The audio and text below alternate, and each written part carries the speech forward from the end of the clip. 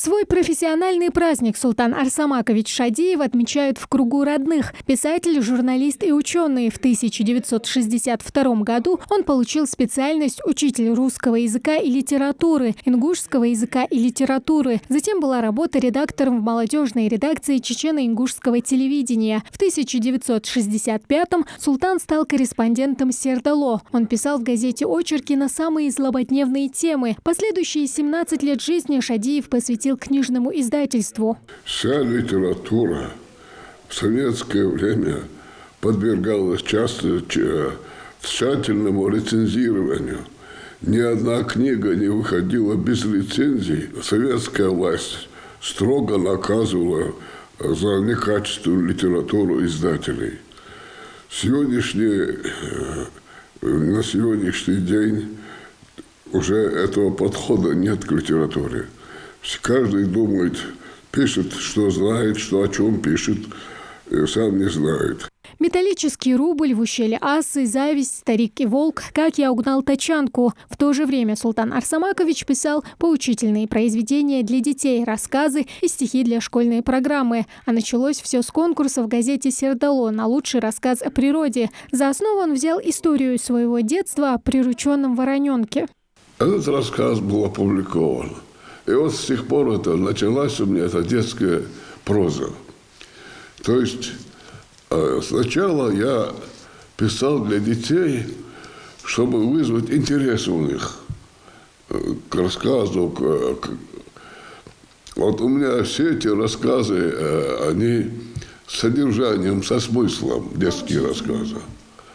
Вот, а смысл я что, рассказ дать.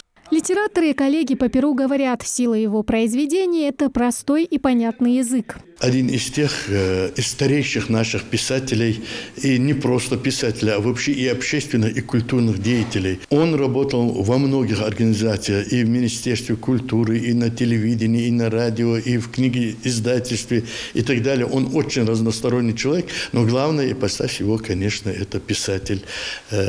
И что мне очень нравится, самое главное, он детский писатель, в том числе и детский писатель, он и для юношества писал. Затем были сложные годы становления всей системы образования и республики в целом. Абыт дишер книжка «Алгаймот Суртышцы». Именно благодаря стараниям Султана Арсамаковича и его коллег вышли в свет такие учебники и учебные пособия для детей. Для дошкольного возраста и первых и начальных классов.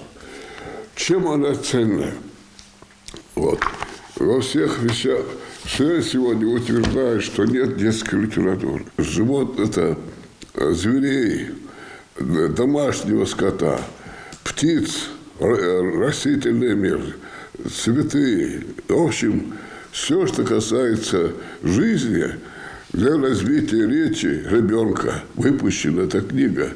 В 2005 году Султана Шадиева пригласили для работы в НИИ имени Чаха Ахриева. Под его руководством шла работа над созданием 4-томного труда «Современная ингушская литература». Творчество всех писателей ингушских более-менее заметных. То есть эта книга, этот 4-томник, он распространен и в Министерстве культуры, и образования, и в школах, чтобы наша ингушская литература следы не пропали ее.